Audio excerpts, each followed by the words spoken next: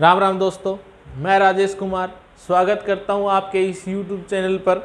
तो आज का जो हमारा मैथ का जो टॉपिक रहेगा, एडवांस टॉपिक, जैसे हमने कुछ जो क्लासें हैं निचोड़ पे ही चल रहे हैं, क्योंकि जितना कुछ है आपका वो एक ही क्लास में हम पूरा करने की जो कोशिश लग रही है और वो हमारी ठीक भी जा रही है।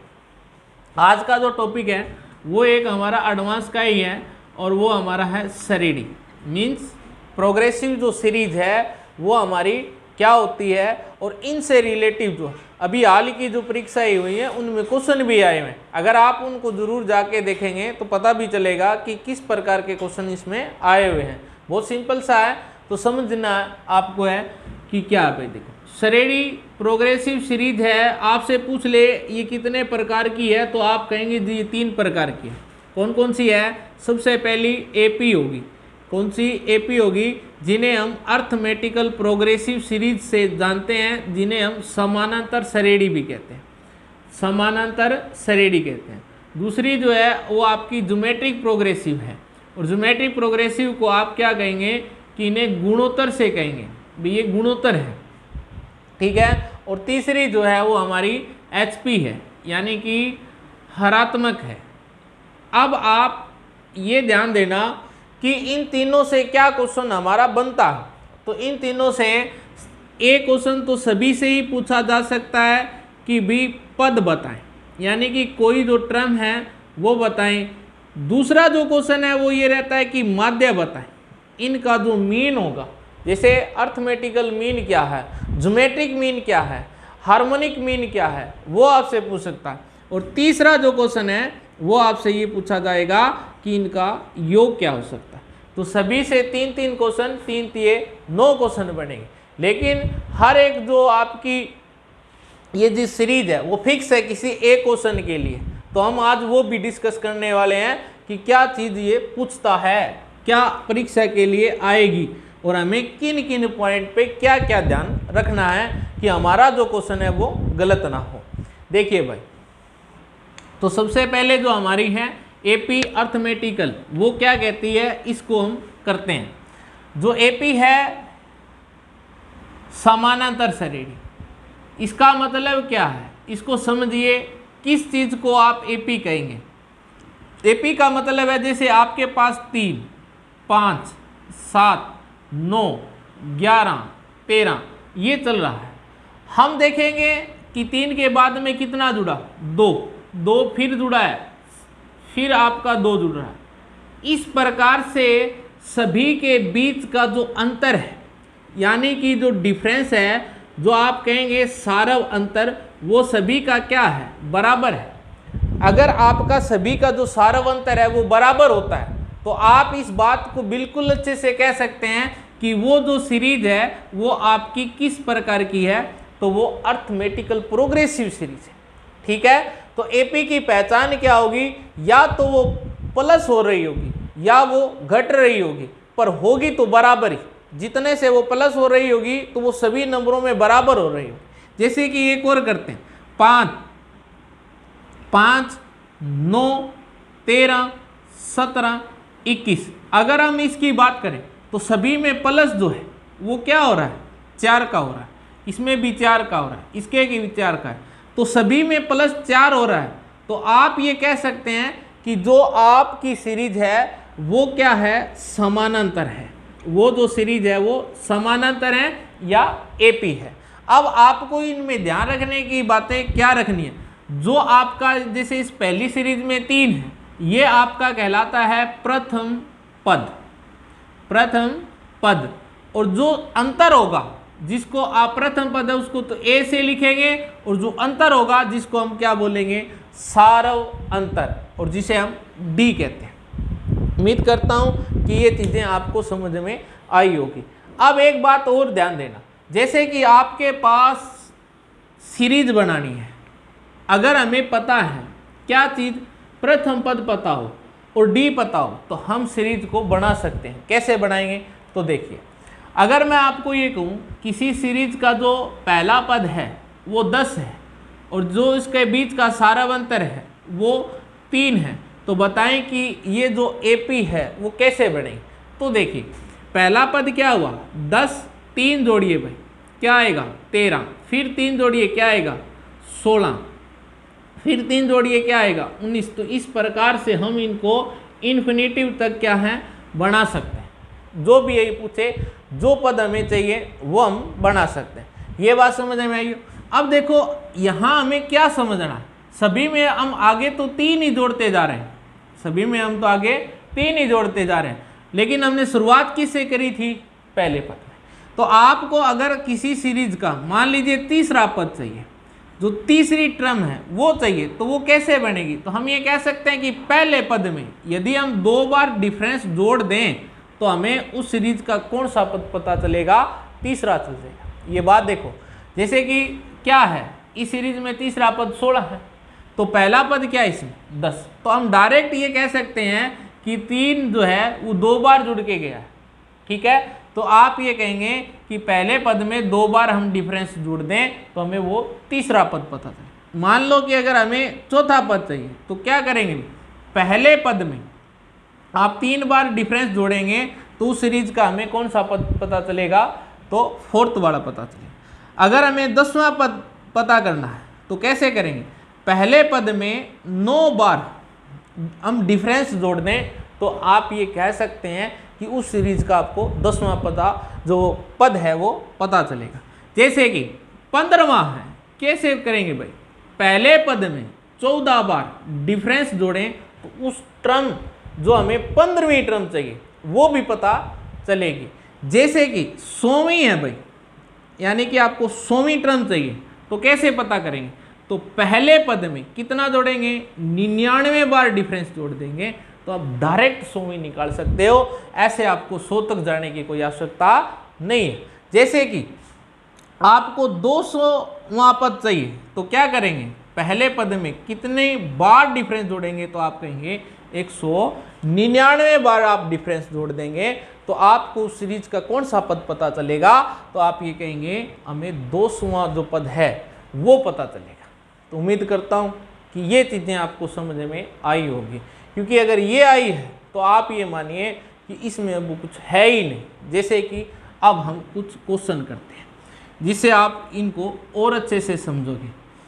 तो 4-5 क्वेश्चन करके देखते हैं कि ये आपका जो पहला क्वेश्चन होता है पद निकालिए, क्या वो आपको क्लियर हुआ या नहीं हुआ, ठीक है। जैसे कि बात करते हैं 5, 8, 11, 14, आपको चाहिए इस सीरीज का 50वां पद। अब देखिए सबसे पहले हमें पद चाहिए तो आपको ये देखना होगा 5 से कितना हुआ, ये 8 हुआ, 8 से क्या हुआ 11, 11 से क्या हुआ 14, तो सभी में कितना जुड़ रहा है 3 जुड़ रहा है। कितना जुड़ रहा है 3 जुड़ रहा है। तो सारा अंतर सभी के अंतर क्या है जी बराबर है। तो आप ये कह सकते हैं कि ये किस प्रकार की सीरीज है, तो आप कहेंगे कि ये एपी है, ठीक है। ये क्या है एपी है। तो एपी में जो पहला पद होगा वो कहलाता है आपका ए, मीन्स प्रथम पद। इसके बाद में इनमें डी है जिनको आप क्या बोलेंगे सारव अंतर, क्या बोलेंगे सारव अंतर। अब आपको इस श्रेणी का कौन सा पद पता करना है भाई 50वां। तो कैसे करेंगे, पहले पद में आप 49 बार डिफरेंस जोड़ देंगे तो हमें उस श्रेणी का 50वां जो पद है वो पता चल जाएगा। तो क्या होगा, देखो पहला पद क्या है हमारे पास 5, अब इसमें डिफरेंस कितना है 3, तो 3 गुणा 49 करें, 3 गुणा हम 49 करें तो 147 आ जाएगा, ठीक है। 3 गुणा 49 करें तो क्या आएगा 147 आएगा, जो आपका आंसर क्या आएगा 152 आ जाएगा। उम्मीद करता हूं कि ये चीज़ आपको समझ में आई होगी, क्योंकि अगर हमें ये पता है कि 50वां पद जो है वो कैसे निकलेगा, तो 50वां पद है वो आपका पहले पद में 49 बार हम क्या जोड़ेंगे भाई डिफरेंस जोड़ेंगे। अब और क्वेश्चन करते हैं हम इससे आगे, वो देखिए भाई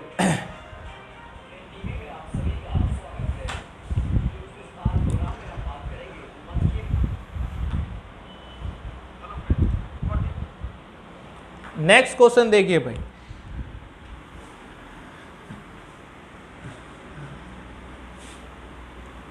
इस पे हम चर्चा करते हैं।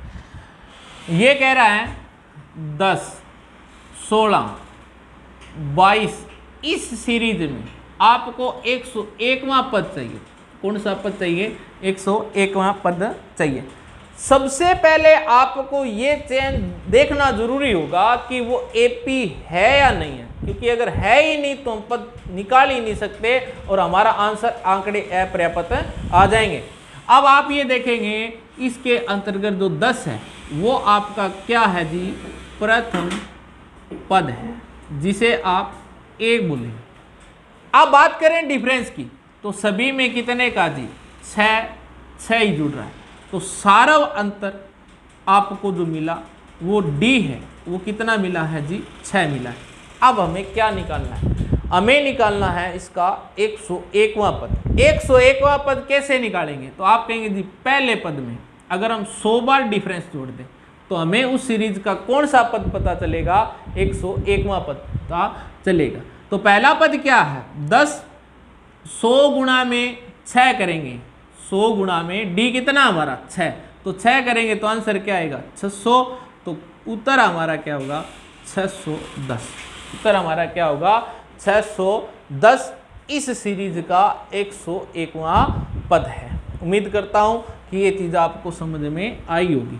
हम इन चीज़ों को बहुत आसान तरीके से कर रहे हैं, किसी भी तरीके से आपको रटने की आवश्यकता नहीं पड़ेगी अगर हम अपने कंसेप्ट को अच्छा कर लें तो।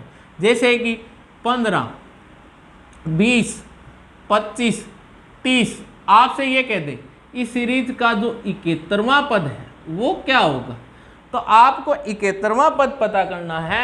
तो आप कहेंगे पहले ये तो चेक कर लें कि इनके बीच का जो सारा अंतर है वो बराबर है या नहीं। अगर ये बराबर नहीं होता है तो ये एपी नहीं होती, और अगर एपी नहीं होगी तो हम ये कह देंगे कि हमारे पास जो डाटा मिला हुआ वो सारा ही क्या है? खराब है या अपर्याप्त है। ठीक है, तो यहाँ पे आपके पास सारा अंतर तो पहले ये पता चला कितना? 5। पहला पद क्या है इसमें? तो प्रथम पद की बात करें तो वो हमारे पास क्या है? 15। दोनों चीज अगर आपको पता है तो आप हर एक जो टर्म है वो निकाल सकते हैं। 71वीं टर्म किसके बराबर होगी? पहले पद में आप 70 बार डिफरेंस जोड़ेंगे तो आप ये कह सकते हैं कि हमें 71वां पद पता चलेगा। तो देखिए पहला पद क्या है जी? 15, 70, डी कितना हमारा?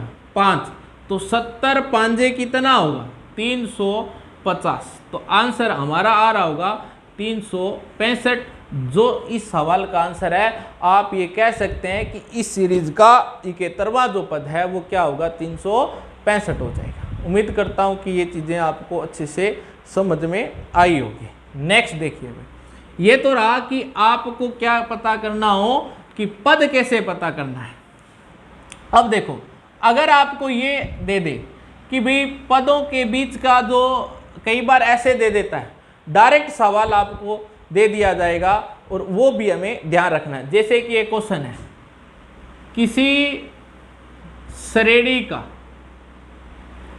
श्रेणी का 11वां जो पद है, किसी श्रेणी का जो 11वां पद है वो हमारा 38 है, और उसका 16वां जो पद है, जो हमारा 16वां पद है वो 73 है।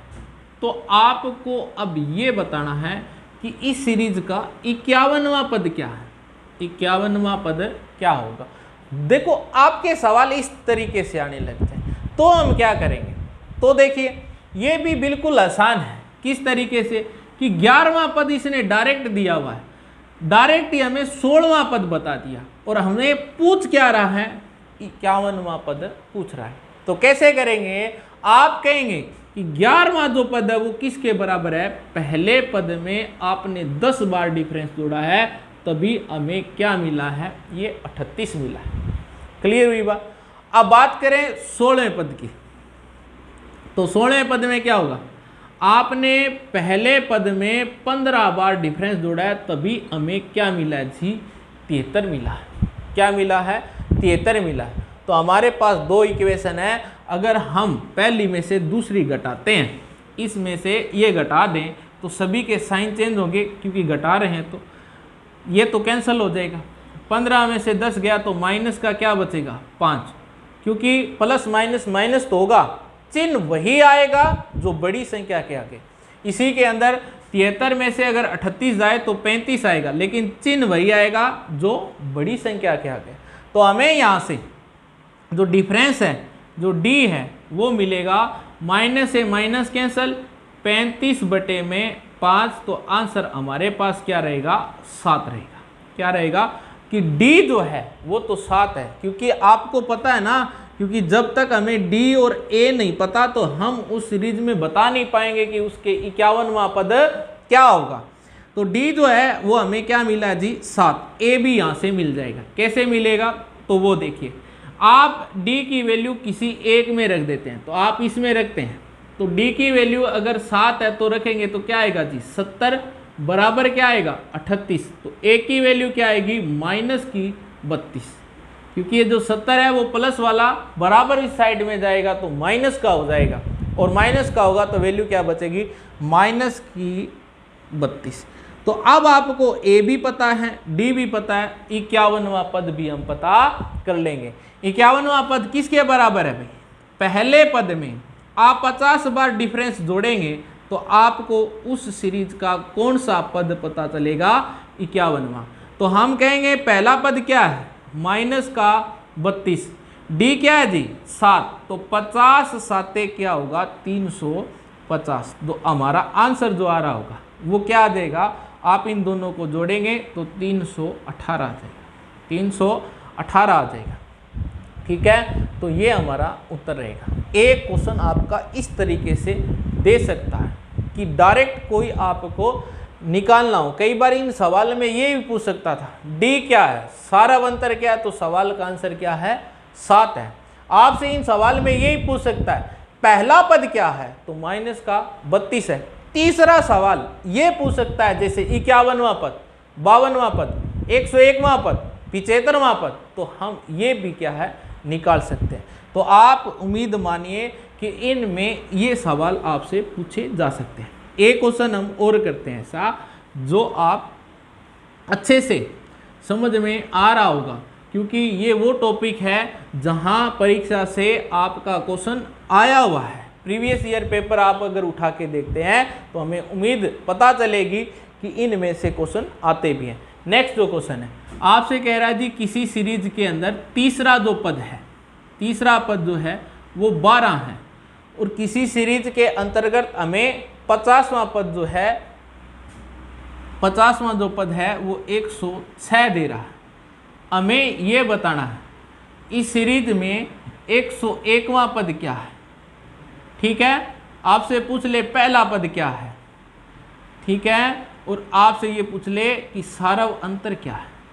3 में से कोई एक प्रश्न से आपसे क्वेश्चन ले सकता है, लेकिन वही है ना कि अगर हमारा कंसेप्ट अच्छा है तो कोई दिक्कत नहीं कि ये प्रश्न तो बस डाले इस टॉपिक से, हम वहाँ से भी क्वेश्चन क्या है उठा लेंगे। तो देखते हैं तीसरा पद कितना है 12, सीरीज का 50वां पद कितना है 106। हमें क्या क्या बताना है, पहला पद, सारा अंतर और 101वां पद। देखिए तीसरा पद किसके बराबर है, पहले पद में आप 2 बार डिफरेंस जोड़ेंगे तो आपको उस सीरीज का कौन सा पद पता चलेगा भाई, तीसरा। आगे देखो, पहले पद में आप 49 बार यदि डिफरेंस जोड़ते हैं तो आपको कौन सा पद पता चलेगा, आपको 50वां पद पता चलेगा। ठीक है, अब आपके पास दोनों इक्वेशन है, आप इन दोनों को पहली में से दूसरी घटा लेते हैं, ये माइनस होगी और ये माइनस होगी। ठीक है, तो क्या बचेगा भाई, ये प्लस माइनस से कैंसिल हो जाएगा, ये यहाँ बचेगा माइनस का 47D, किसके बराबर बचेगा, तो आप कहेंगे 94 के बराबर बचेगा, और ये भी किस चीज़ का आएगा, माइनस का आएगा। ठीक है, तो यहाँ माइनस से तो माइनस कैंसिल, डी की वैल्यू जो आ रही होगी 94/47, और जो कटकर हमारे पास क्या आ रहा होगा 2। तो अगर D 2 है तो आपका पहला उत्तर जो है वो मिला कि सारा अंतर क्या रहेगा जी, 2 रहेगा। ठीक है, ए की बात करें तो डी की वैल्यू पहली इक्वेशन में रखें तो 2 दूनी क्या आएगी 4, प्लस का है बराबर क्या जी 12, तो ए की वैल्यू क्या आएगी 12 में से 4 गए तो 8, तो ए भी हमें पता चला क्या है जी 8 है। जब आपको ए पता है, डी पता है, तो अब हमें 101वां पद किसके बराबर है भाई, पहले पद में आप 100 बार डिफरेंस जोड़ेंगे तो आप ये कहेंगे कि उस सीरीज में हमें कौन सा पद पता चलेगा 101वां। तो आंसर क्या होगा, देखो पहला पद क्या है हमारे पास 8, 100 दूनी 200, तो आंसर हमारे पास क्या आ रहा होगा 208। तो उम्मीद करता हूँ कि ये चीज़ भी आपको समझ में आई होगी।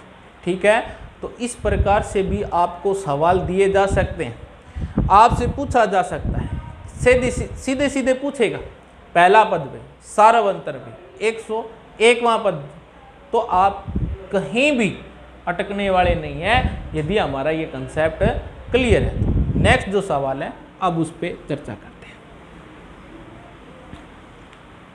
देखिए हम हर एक पॉइंट को बारीकी से कर रहे हैं, कोई आपको दिक्कत आने वाली नहीं है, क्योंकि हम जो कर रहे हैं उनमें ऑथेंटिक और जो आपका प्रीवियस ईयर पेपर है मैं उसको बिल्कुल ध्यान में रखकर सारे क्वेश्चन टॉपिक से रिलेटिव करवा रहा हूँ, क्योंकि जो क्वेश्चन परीक्षा में पहले आ चुके हैं या जिस से आ चुके हैं तो उनसे आगे क्वेश्चन बनने की क्या रहती है, उम्मीद रहती है। ठीक है, तो नेक्स्ट जो क्वेश्चन है वो देखिए आपका क्या है। ये कहता है किसी श्रेणी का तीसरा पद 16 है और 7वां पद 5वें पद से 12 अधिक है, तो बताएं कि क्या पूछेगा, वही चीज पूछ सकता है सारव अंतर क्या है, सारव अंतर क्या है, प्रथम पद क्या है, तो ए बताना है और हमें डी बताना है।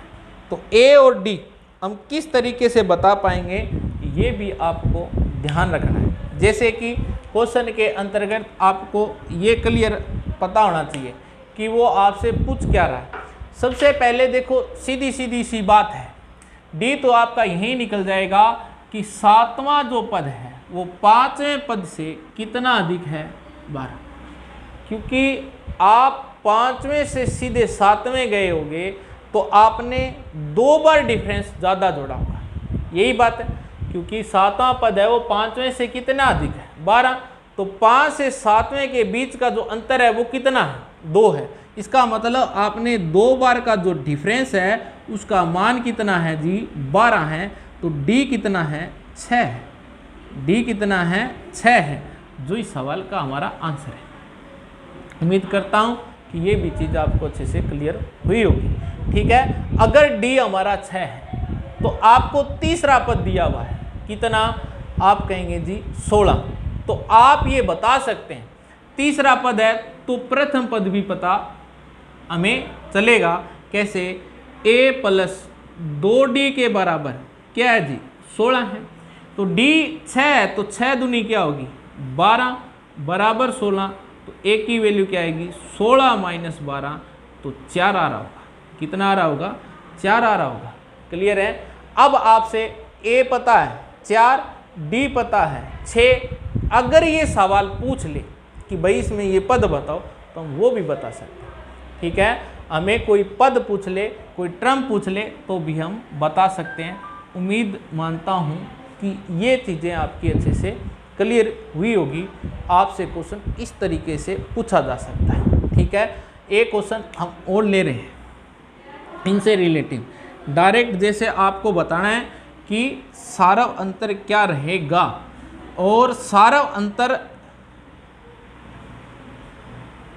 कैसे हम पता करेंगे, तो वो देखिए हमारे पास जो सवाल है वो ये है कि एक एपी के जो 17वां पद है, 17वां जो पद है वो 17वां पद जो है वो 10वें पद से 7 अधिक है। तो बताएं सारवंतर क्या? बताएं सारवंतर क्या है? आप कहेंगे जो 17वां पद है वो 10वें से कितना अधिक है? तो 7 अधिक है। और 10 से 17 तक जाए तो कितने टर्म है? 7 है। इसका मतलब आपने 7 बार अधिक क्या जोड़ा होगा? सारवंतरी तो जोड़ा होगा। तो आप ये कहेंगे 7 बार जो सारवंतर जोड़ा, ये 7D कहाँ से आया है? तो आप ये देखिए 17 और 10 के बीच का जो डिफरेंस है वो 7 बार का डिफरेंस ही तो है।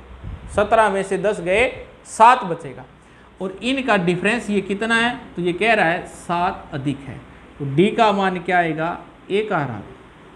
डी का मान जो है वो क्या आएगा भाई? 1 आ रहा है। इस प्रकार से साधारण क्वेश्चन भी आपसे पूछा जा सकता है, क्योंकि परीक्षा में एक साधारण क्वेश्चन भी बहुत अच्छा बन जाता है, क्योंकि हम कई बातें उनको समझ ही नहीं पाते क्योंकि हमने तो रट्टा लगाया हुआ है। ठीक है, जैसे कि अब एक क्वेश्चन और करते हैं। किसी सरेडी का 20वां पद 16वें पद से 36 अधिक है। तो बताएं सारव अंतर क्या है? सारव अंतर क्या है? अगर आपको ये चीज़ें अच्छे से क्लियर हुई हो तो नीचे कमेंट में अपना आंसर जरूर डाल दो भाई। क्या आना चाहिए? तो देखते हैं कि किसका आंसर ठीक आ रहा है। तो देखिए 20वां पद किस से? 16वें पद से कितना अधिक है? 36 है। तो आप दोनों के बीच का डिफरेंस देखेंगे तो कितना है जी? 4 बार का ही डिफरेंस है, 4D है। ठीक है, 20 में से 16 गया कितना? 4, और डिफरेंस कितना अधिक है? ये 36। तो D की वैल्यू क्या आ रही होगी? सभी का आंसर बिल्कुल सही आ रहा है। कितना? 9। उम्मीद मानता हूं कि ये भी पॉइंट आपका अच्छे से क्लियर है हुआ होगा। अब बात करते हैं हम नेक्स्ट पॉइंट, जो माध्य की बात करें, अर्थमेटिकल मीन की बात करें, समानांतर माध्य की बात करें, तो वो क्या है? अब आप उस पे चर्चा करते हैं।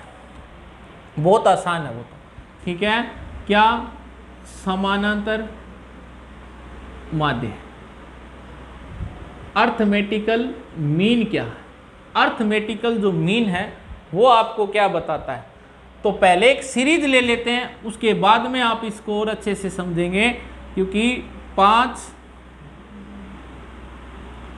15, 25, 35,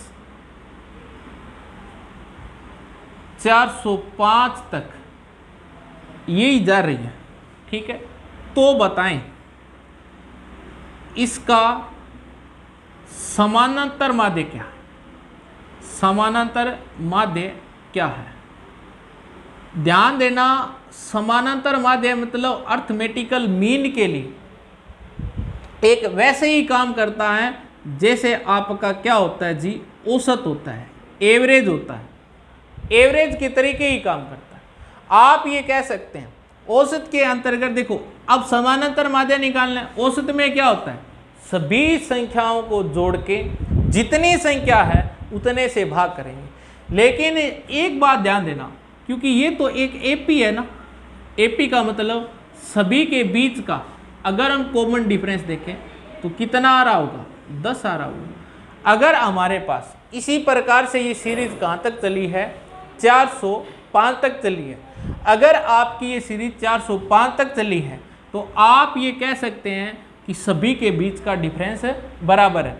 अगर आपको औसत निकालना हो या समानांतर माध्य निकालना हो तो ध्यान देना, जब आपका अंतर बराबर है, क्या बराबर है? अंतर बराबर है, तो आपको फर्स्ट टर्म प्लस में उसमें लास्ट टर्म दोनों को जोड़ के और 2 से क्या कर देंगे?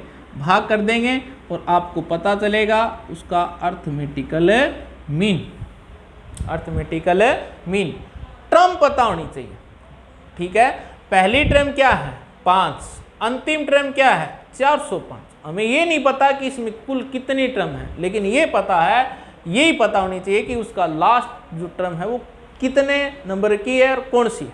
लेकिन आपको तो पहली और अंतिम दोनों पता ही है, तो आंसर क्या आएगा 410/2, जिसे आप कह सकते हैं 205। 205। उम्मीद करता हूँ कि ये चीज़ भी आपको अच्छे से क्लियर हुई होगी, ठीक है। अब आप नेक्स्ट बात समझना, ये बात दोबारा देख लेना कि समानांतर माध्य जो है वो एक औसत ही होता है, और समानांतर माध्यम अर्थमेटिकल मीन्स जो श्रेणी होगी उनका निकालेंगे, प्रोग्रेसिव जो है। और आप ये कहते हैं कि उनका एक खास विशेषता है कि सार्वंतर सभी का क्या रहेगा, बराबर रहेगा। जहां अंतर बराबर हो वहां आपका औसत तो कैसे निकलेगा, पहला जो नंबर है और उस सीरीज में लास्ट नंबर है, उन दोनों को जोड़ के 2 से भाग करें। 2 से ही क्यों किया, क्योंकि हमने नंबर ही कितने जोड़े हैं, 2 जोड़े हैं। औसत की यही तो खास विशेषता है। अब जितने नंबर लेंगे आप उतने से ही भाग करें, ठीक है। जैसे कि अब 2 क्वेश्चन और करते हैं, जहाँ से आपका कोई भी अगर कंसेप्ट में दिक्कत आ रही होगी तो वो भी आपकी ठीक होगी। जैसे कि पहला है 7, 13, 19, 25, 127 तक का समानांतर माध्य क्या है, एक ये पूछा हुआ पहला क्वेश्चन। जैसे दूसरा मैं एक और ले रहा हूँ ताकि आपको कुछ चीज़ें ऐसी भी है जो परीक्षा में क्या है जो कंफ्यूज करेगी। जैसे कि 12, 16, 20, 24 इसके 50वें पद तक का माध्य क्या, समानांतर है माध्य क्या। तो दोनों क्वेश्चनों को थोड़ा ध्यान से पढ़ें, ये मैं आपको एक निवेदन करता हूँ, क्योंकि जब हमें वो कंसेप्ट क्लियर होगा। देखिए 7 से चली और कहाँ तक चली, 127 तक जा रही है, लेकिन ये सीरीज कहाँ से चली है 12 से, लेकिन हमें 50वां पद जो है वो नहीं पता क्या है, वो पता होना जरूरी है। क्यों, क्योंकि एपी तो है, सारा अंतर सभी में बराबर होता है। तब आप ये कहेंगे प्रथम पद तो इसमें क्या है 7 और इसमें क्या है 127 है, ठीक है। आप दोनों को जोड़ेंगे तो 134 होगा और बटे 2 होगा, बटे 2 होगा, और जो इस सवाल का हमारा आंसर है, ठीक है। उम्मीद करता हूँ कि ये चीज़ें भी आपको अच्छे से क्लियर हुई होगी और आंसर हमारा 67 आएगा। लेकिन इसमें पहला पद तो आपको पता है कितना 12, लेकिन अंतिम पद 50 नहीं करेंगे, क्योंकि ये तो 50वां पद है। हमें 50वां पद पता होना चाहिए कि वो टर्म क्या है। तो पहले इसको निकाल लेते हैं कि a + 49d 50वें पद के बराबर है। तो पहला पद क्या है 12, और सभी में कॉमन डिफरेंस क्या है जी 4। तो 12 प्लस में कितना 49 चौके कितना होगा भाई 196 होता है। तो हमारा जो आंसर है 50वां पद के लिए अगर देखें तो वो जो आ रहा होगा वो आ जाएगा 8, 10 और 208। 208। आप ये कहेंगे पहला पद तो 12 है और 50वां पद इसका अंतिम पद क्या है 208। तो माध्य के लिए क्या होगा, हमारा जो आंसर है वो आ रहा होगा भी 220/2 और 110। 110। उम्मीद करता हूँ ये जो चीज़ें वो आपको अच्छे से क्लियर होनी चाहिए, ठीक है। एक बात इसके साथ लगते ही और बता देते हैं, योग किसके बराबर है, योग होता है समानांतर श्रेणी का जो योग है। देखो हमें माध्य पता चला, माध्य गुणा में अगर कुल टर्म या कुल पद कर दें तो सभी का क्या पता चलेगा, योग पता चल जाएगा। जैसे कि आपको एक छोटी सी बात बताता हूँ, मैं कह रहा हूँ भी 5 संख्याओं का जो औसत है वो 10 है, तो सभी का योग क्या होगा, 50 होगा। क्या होगा, 50 होगा, क्योंकि हमें अलग अलग अब जोड़ने की आवश्यकता नहीं है, क्योंकि हमें उनका औसत पता है। जैसे कि 10 संख्याओं का औसत जो है वो 20 है, तो सभी का जोड़ क्या होगा, तो आप कहेंगे 200 हो जाएगा। इसी प्रकार से 12 से लेकर ये जो 50 पद चलेंगे उनका माध्य क्या है, 110 है। अगर 110 गुणा 50 कर दें तो आप ये कह सकते हैं कि इन सभी का योग आ जाएगा, इन सभी का योग आ जाएगा, और योग से जो क्वेश्चन बनेगा वो आपका ये क्लियर है। ठीक है, नेक्स्ट जो क्वेश्चन है अब वो देखते हैं हम आगे। ये चीज़ें आसान बहुत हैं, लेकिन वही है कि कंसेप्ट से जुड़ी हुई है। आप पॉइंट टू पॉइंट इनके साथ जुड़े रहिए, आपका क्वेश्चन कभी गलत नहीं जाएगा, या इसे कहीं भी अलग आ रहा हो वो भी ठीक होगा, क्योंकि जब हमारे कंसेप्ट ठीक हैं तो कोई दिक्कत वाली बात ही नहीं रहेगी कि परीक्षा में क्या आ रहा है या क्या पूछा जा रहा है, क्योंकि हमें बस उम्मीद यही है कि परीक्षा में वो क्वेश्चन जो है वो पूछा जाना चाहिए, आना चाहिए। उम्मीद करता हूँ कि ये योग का जो कंसेप्ट है वो भी आपका क्लियर हुआ होगा। एक अंतिम क्वेश्चन योग का कर लेते हैं, कई बच्चों की मांग आ रही है कि अभी तक ये बातें नहीं समझ में आई। तो देखो, योग होता है माध्य गुणा में कुल पद है। ठीक है भाई, ये आपका तरीका रहेगा, कोई फॉर्मूला नहीं लगा, हर एक चीज़ आसान है, हम उसको और ज़्यादा आसान करें। कितना आसान करेंगे वो देखिए। जैसे कि आपको ये कह दे 2, 10, 18, ठीक है, इसके 101 पद तक का योग बताएं, क्या योग बताएं क्या हो। तो अब इन बातों को थोड़ा ध्यान से सीखिए।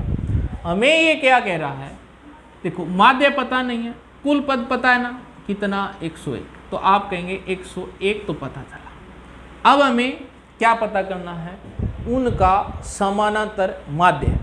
पहला पद क्या है 2, डिफरेंस कितना है 8, फिर 8, इसका मतलब ये एपी तो है, एपी तो है। अगर हमें 101वां पद पता करना है तो कैसे करेंगे भाई, पहले पद में 100 बार डिफरेंस जोड़ेंगे, ये आपको 101वां पद पता करेगा। ठीक है, तो आपको ए तो पता ही है कितना 2 प्लस 100, डी कितना है 8, 100 8 800, आंसर क्या आएगा 802। 802 केवल आपका 101वां पद ही पता चला है। अब हमें समानांतर माध्य पता करना है, तो पहले पद में अंतिम पद जोड़ें, यानी कि 802 जोड़ें तो क्या आएगा 804/2 गुणा 101। ये हमारा उत्तर हो जाएगा। क्या आंसर आएगा, काटेंगे तो 402 गुणा में 101, 402 गुणा में 101 जो इस सवाल का आंसर है। उम्मीद करता हूँ कि ये भी चीज़ें आपको अच्छे से क्लियर हुई होगी, समझ में आई होगी। ठीक है, तो आपको उम्मीद रखना है आपका कंसेप्ट बहुत अच्छे जाएगा, कहीं दिक्कत आने वाली बात नहीं है अगर हम इन चीज़ों को पहले सामान्य अच्छा करें। ठीक है, तो ये हमारे तीनों जो क्वेश्चन हैं वो क्लियर हो चुके हैं। कौन कौन से, पहला हमने पद निकाला, दूसरा हमने माध्य निकाला, तीसरा हमने योग निकाला एपी के। तो ठीक है, अब हम बात करते हैं हमारी ज्योमेट्रिक प्रोग्रेसिव यानी कि गुणोत्तर श्रेणी की। तो सबसे पहले आपको ये पता हो कि कौन सी सीरीज जो है वो हमारी जीपी रहेगी। ठीक है, तो जीपी के लिए आप ये कह सकते हैं कि क्या होगा, जैसे 2, 2 तिये 6, 6 तिये 18, 54 ऐसे चल रही है।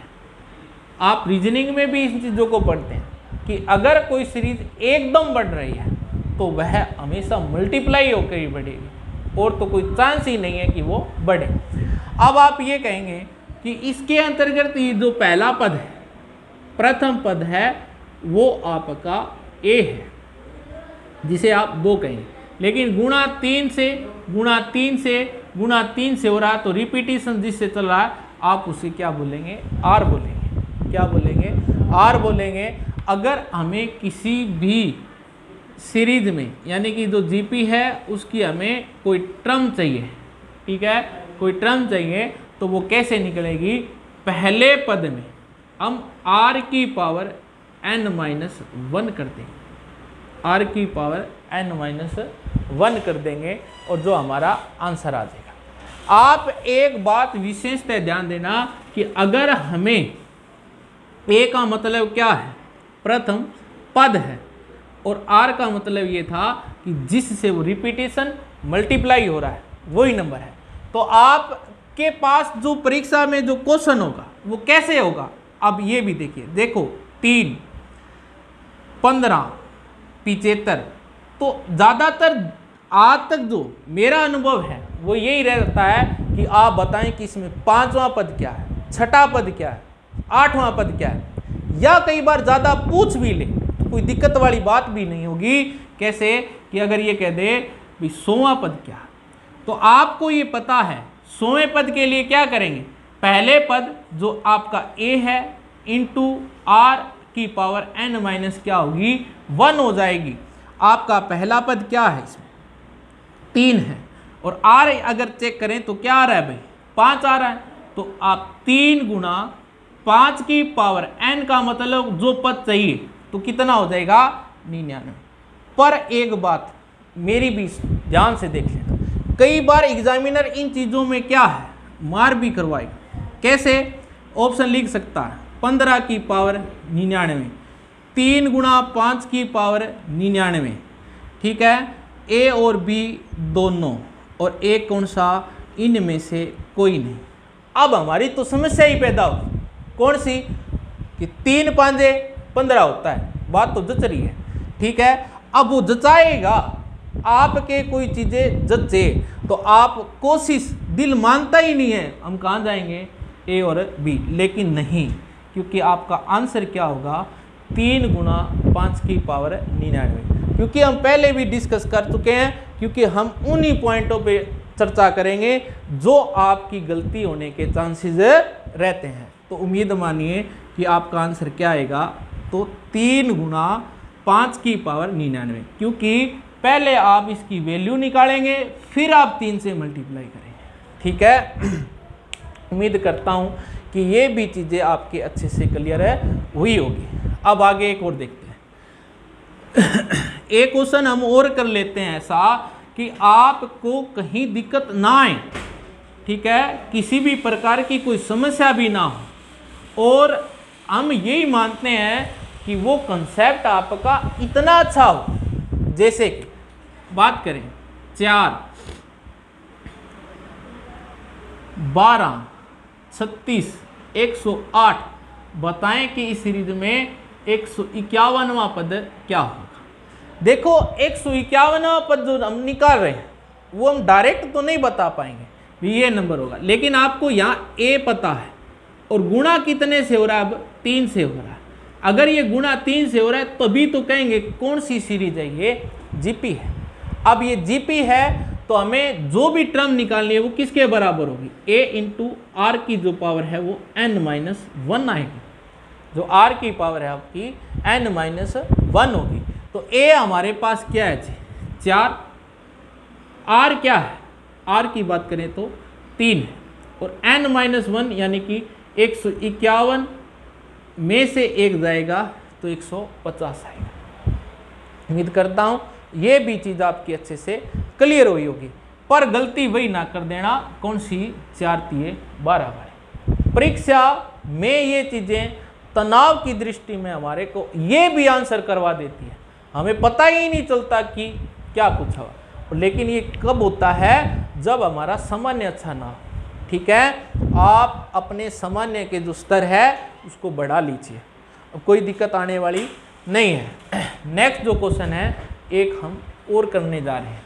अब आप उस क्वेश्चन को भी ध्यान से देखिए और हमें पता भी चलेगा कि देखो हम एक क्वेश्चन रिलेटिव करते हैं, पहले इसके अंतर्गत एक क्वेश्चन और करते हैं माध्य का। कौन सा कर रहे हैं? गुणोत्तर माध्य का। माध्य का कंसेप्ट जो है इसका बहुत अच्छा है। जैसे कि परीक्षा में आए हुए क्वेश्चन को एक बार मैं रिपीट कर लेता हूं कि 4 और 16 का समानांतर माध्य व गुणोत्तर माध्य क्या हो? जैसे ऑप्शन में इन्होंने दोनों ही दे दिए थे 10 10 10 8 8 10 8 और 12। ठीक है, कैसे निकलेगा? अब आप इसके बारे में भी ध्यान रखना। हमें पता है क्या समानांतर माध्य, और हम उसी बिहेव पर ही निकालते हैं क्या? गुणोत्तर माध्य। हम यही गलती करेंगे क्या कि हम ये देखते हैं जोड़ करें भी दोनों का 20/2। ठीक है, आपका उत्तर 10 आया, लेकिन ये तो अर्थमेटिकल मीन है, समानांतर माध्य है, 2 ऑप्शन में है। गुणोत्तर माध्य क्या होगा? गुणोत्तर नाम से ही पता चला कि गुणा करेंगे तो 4 गुणा में 16 की जाए तो क्या आएगा? 64।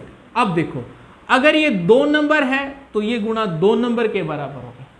एक ही नंबर जिसकी 2 बार गुणा करे वो 64 आए, तो आंसर आपको पता चला होगा क्या आएगा? 8 आएगा। क्या है? 8 आएगा। यानी कि ये पल्ले से गांठ बांध के रख लो कि गुणोत्तर माध्य क्या कहता है, जो ये 64 आया, जितनी संख्या एक ही नंबर है उसको हम उतनी बार गुणा करेंगे, हम उसको उतनी बार गुणा करेंगे। जैसे कि आपको एक और कह रहा हूं कि 2 4 और 8 का, ठीक है, 8 का गुणोत्तर माध्य क्या है? अब आप इससे सीखेंगे कि 2 × 4 8 8 8 64।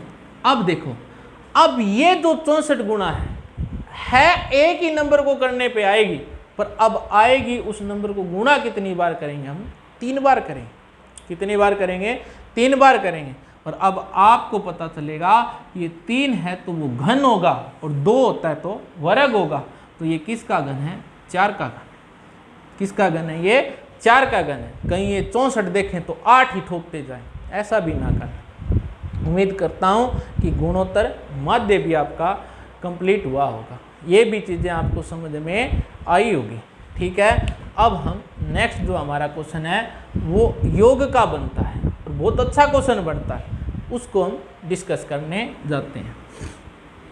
देखिए यहाँ जो क्वेश्चन है योग का क्वेश्चन कैसे, तो 1-2 क्वेश्चन हम, क्योंकि हम जो रिलेटिव सीखा हम उसी के रिलेटिव ही करना कोशिश करते हैं। जैसे कि 1 + 2 + 3 + 4 + 5 और ये इन्फिनेटिव तक है।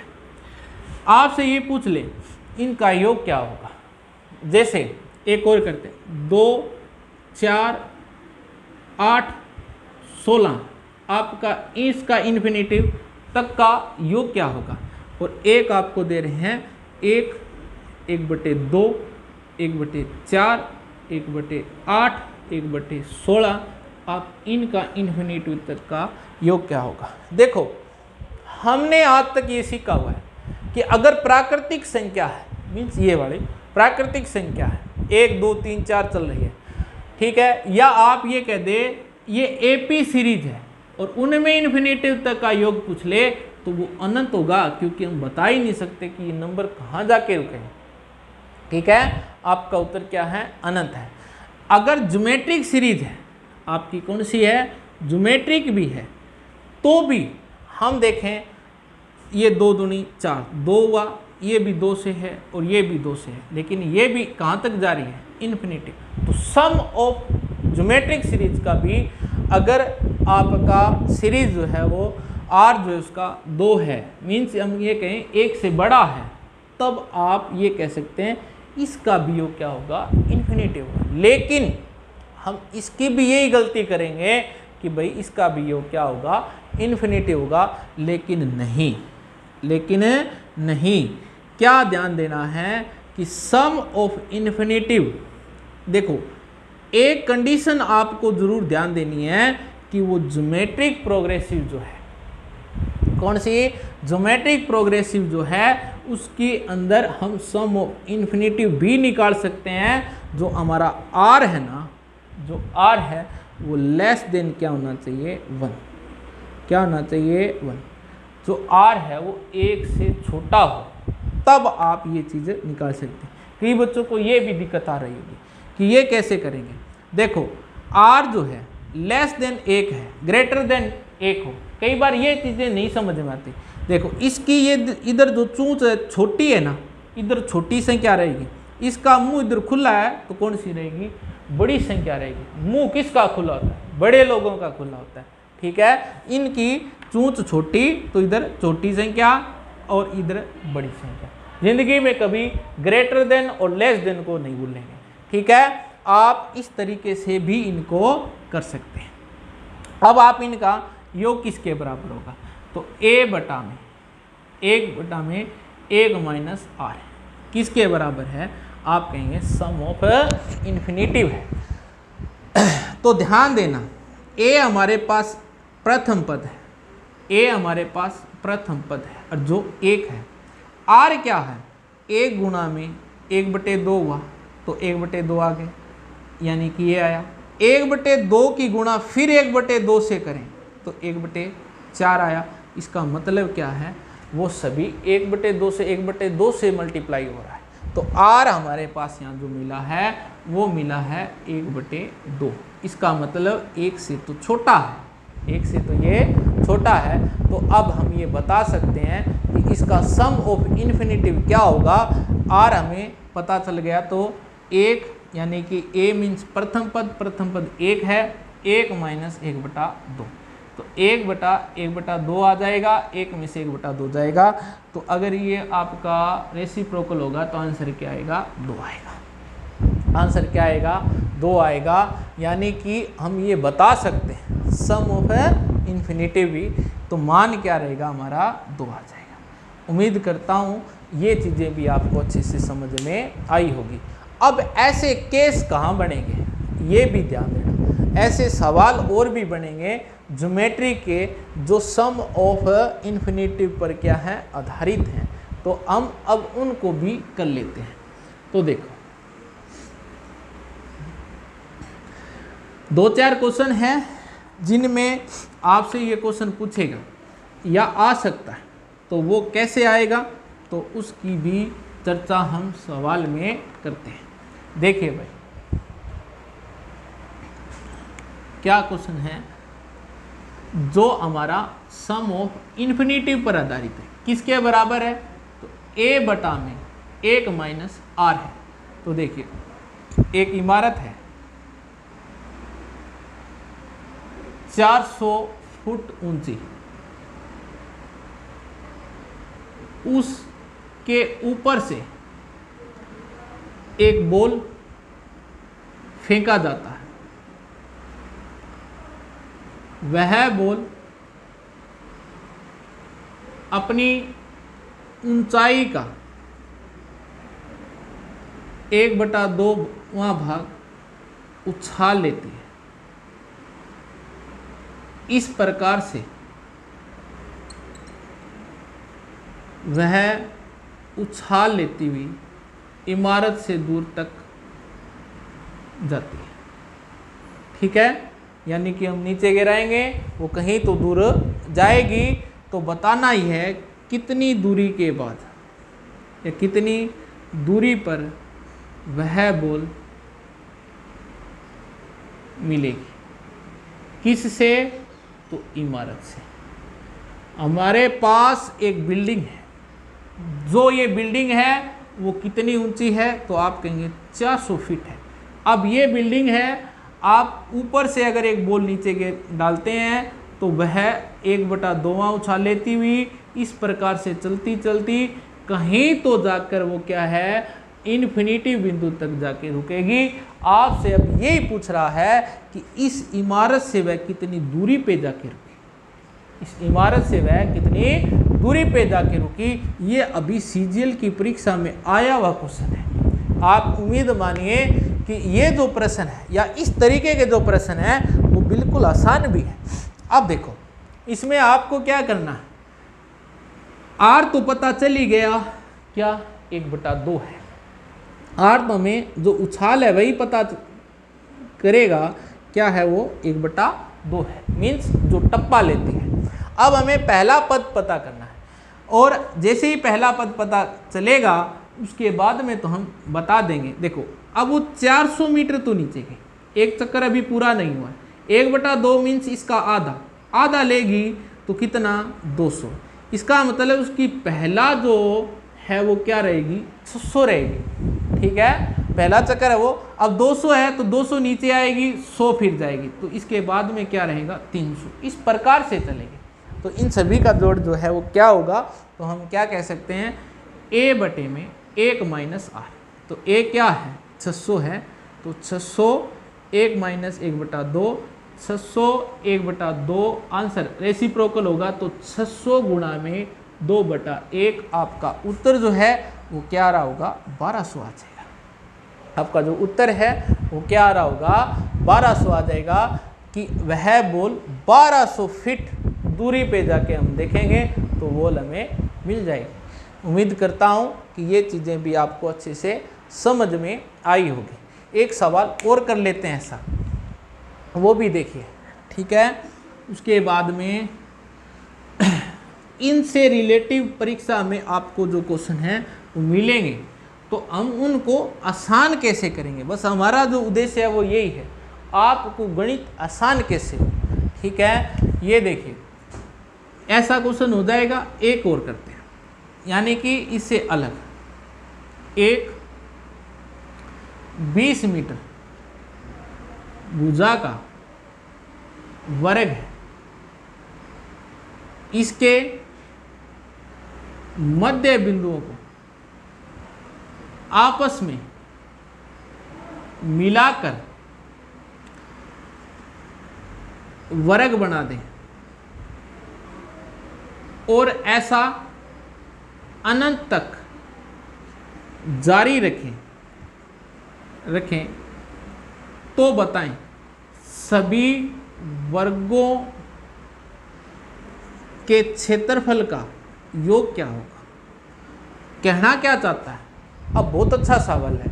ये कहना ये चाहता था कि हमारे पास एक स्क्वायर था, हमारे पास एक स्क्वायर था, आप इसकी मध्य बिंदुओं को, यहाँ मध्य बिंदुओं को यदि आपस में मिलाते हैं तो हमारे पास क्या है जी, एक और वर्ग बन जाएगा। इस प्रकार से फिर इन मध्य बिंदुओं को मिलाएंगे तो आपके पास एक और वर्ग बनेगा।